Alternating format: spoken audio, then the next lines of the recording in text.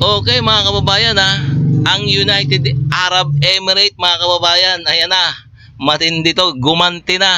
Aray ko. Napuno na ang salop, kumbaga, gumanti na sa Iran. Matindi to, malupit to Alam nyo kung anong binomba? Binomba na ang oil facility ng Iran. Ayan na, talagang marami ng kalaban ng Iran sa sobrang kulit. Ayaw talaga sumuko ng Iran. Matindi to. So ito mga kababayan, sama-sama natin panonoorin to mga kababayan Ito at bibigyan ng reaction to Kung bago pa lang sa aking channel, please huwag mo munang kalimutan mag-like and subscribe sa ating YouTube channel bago tayo mag-umpisa. Okay no? And also please paki-subscribe din kay Good News Philippines. Okay na, so umpisa na natin kung bakit ba nabuwisit na ang United Arab Emirates. United Arab Emirates umatake sa Iran.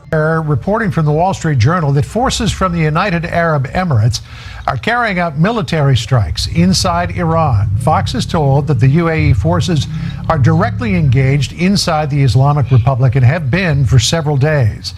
This comes after Iran launched dozens of missiles and drones at the UAE during the conflict. Tapos na ang pananahimik at puro depensa ng UAE. Ang United Arab Emirates ay lihim na naglunsad ng mga pagsalakay sa loob ng teritoryo ng Iran. Isa sa mga tinarget ito ay ang oil refinery sa Laban Island sa Persian Gulf. Ito ay nagdulot ng malaking sunog at pinsala sa nasabing infrastruktura. Ito ang unang pagkakataon na direktang sumali ang United Arab Emirates sa offensive strike laban sa Iran kasama ang US at Israel. Bakit ito ginawa ng UAE? Gumanti ang United Arab Emirates dahil sa paulit-ulit na missile at drone attack ng Iran, lalo na sa mga pasilidad ng langis sa Fujairah. Hindi man kinumpirma ng United Arab Emirates ang ginawang pagsalakay sa Iran, pero ayon sa Wall Street Journal at Iranian sources, gumamit ang United Arab Emirates ng mga Mirage 2000 fighter sa nasabing opensiba. Ang mga Mirage 2000 fighter jets ang pangunahing sandata ng United Arab Emirates Air Force dahil kaya nitong maglunsad ng low-level airstrike upang hindi ma-detect ng Iran Air Defense System. Kasalukuyang merong 59 na aktibong Mirage 2000 fighter jets ang UAE Air Force. Nangyari ang pag-atake ng United Arab Emirates sa Iran sa panahon ng tigil putukan. Isa na namang barko ng Iran ang inatake ng Amerika. Tingnan nyo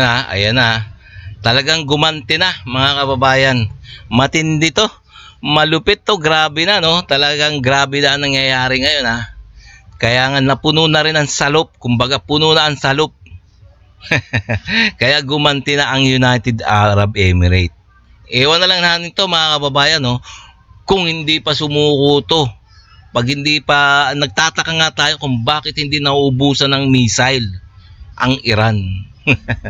malamang may tumutulong dito Kaya hindi sila natatakot na may paggera kahit pangmatagalan na gera. Matindi no. Dapat talaga malaman ng Amerika at ng Israel yung mga pinagmumulan ng mga missile ng Iran para matunaw na itong mga IRGC na to no. Gamit ang kanilang FA-18 Super Hornet fighter jet, isa sa oil tanker ng Iran na may pangalang Sanandaj, ang nasunog matapos niratrat ng M61 Vulcan gun ng FA-18 Super Hornet na inilunsad mula sa USS George W. Bush aircraft carrier na hukbong dagat ng Amerika. Ang nasabing barko ng Iran ay kasalukuyang nasusunog pa rin sa karagatan ng Gulf of Oman. Ito ang sasapitin ng mga barko na ayaw sumunod sa mga babala at direktiba ng hukbong dagat ng Amerika. Binago ng Amerika ang kanilang estilo. Mas mabilis na opensiba ang kanilang ginagawa laban sa mga pasaway na barko ng Iran. Matindi nga to, mga kababayan. Unbelievably weak. I would say, I would call it the weakest right now. After reading a piece of garbage they sent us, I didn't even finish reading it. Matindi to mga kababayan no. Ang kulit talaga ng Iran no, talagang hindi sila sumusunod sa blockade ng American na military ng Iran no. Ay military ng Amerika diyan sa Strait of Hormuz. Ayun no, binomba mga kababayan. Ayun na. Malapit sa ilang oras na lang, ilang araw na lang lulubog 'yun. Kulit talaga, ayaw talaga makinig sa Amerika ang Iran. Kaya ayan ang sasapitin talaga nila. I said, I'm not going to waste my time reading it. I would say it's one of the weakest right now. It's on life support. They understand these are all medical people. Dr. Oz, life support is not a good thing. Do you agree? Bad prognostic. I would say the ceasefire is on massive life support, where the doctor walks in and says, "Sir, your loved one has approximately a 1% chance of living." But they changed their mind because they didn't put it in the paper. So when they sent us this document that we waited 4 days for, that should have taken 10 minutes to do, look, very simple.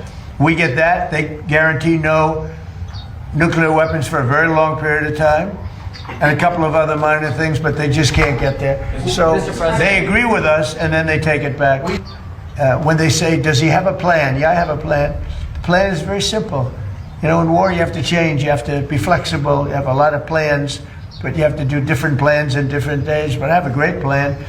But the plan is they cannot have a nuclear weapon.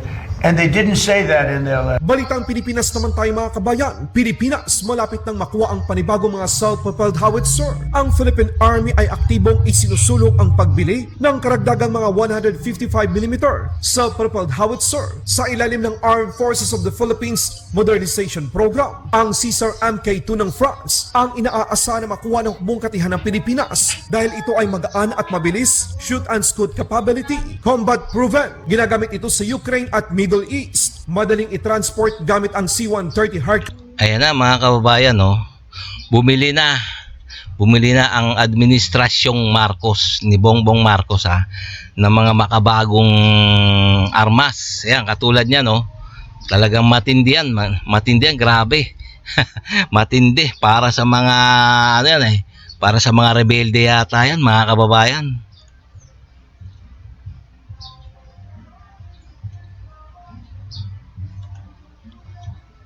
Ayan na, sandali nag-ano tayo. Ayan na. Compatible ito sa archipelagic defense ng Pilipinas. Mabilis na deployment sa West Philippine Sea at Northern Luzon. 12 mga units ng Caesar Mk2 ng France ang gustong makuha ng Pilipinas kasama ang mga bala nito at training package. Ito ay makukuha sa pamamagitan ng government-to-government deal ng bansang France. Matapos ang pag-deploy ng Amerika ng mga F-22 Raptor, 5th generation fighter jet ng Amerika, muling namataan ang nagliparang mga F-16 fighter jets ng Amerika. Ito ay sa panahon ng pagsasanay ng Balikatan 2026. Halos na i-deploy na ng Amerika ang kanilang mga gamit pang depensa sa Pilipinas. Makikita na ang mga F-16 ay armado ng iba't ibang klase ng missiles. The epic online action game War Thunder lets you dive into massive battles and experience the full power of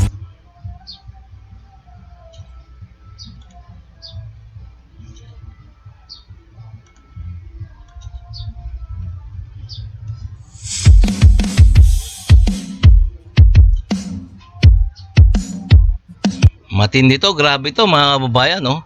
Mga makabagong armas.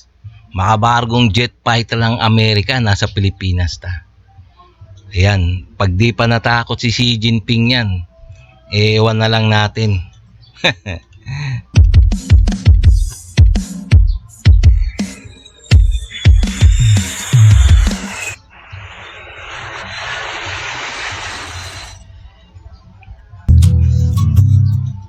Grabe, no? Ayan, no? Nakikita ng ating mga kababayan, isang matinding jet fighter F-16 ng Amerika. Maski nga tayo, hindi pa nakakita niyan. Swerte yung nakakita niyan, no, sa lugar na yan, no, ng F-16, F-18.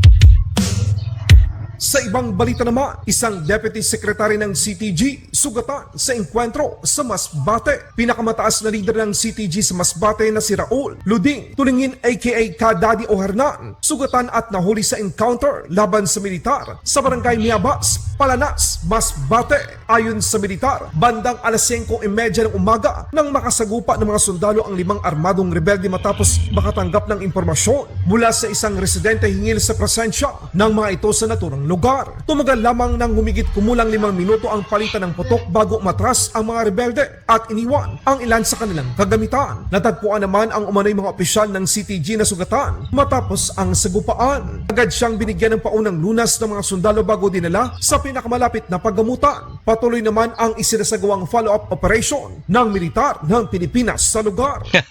Matindi to. Biro mo niya, no? Tingnan niyo naman, mga rebelde, binubuhay pa, ginagamot ng mga ating mga tropang militar, Talagang makatao talaga. Talagang makatao. Samantalang itong yung mga nahuli na yan, pag nakahuli sila ng sundalo, tigok kagad nila, tinitigok. Samantalang yung ating mga tropang militar, pag nakahuli ng mga rebelde, binubuhay pa yan, ginagamot pa. Sangka pa niyan.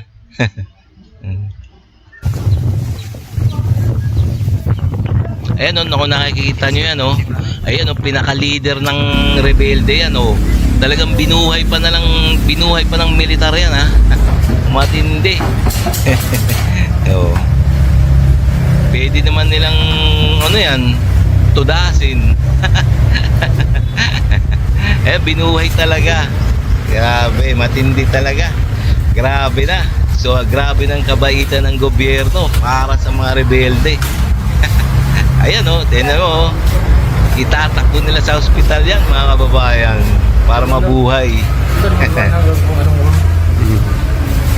Pero ayan, nakipagrat-rat-ratan yan sa mga militar.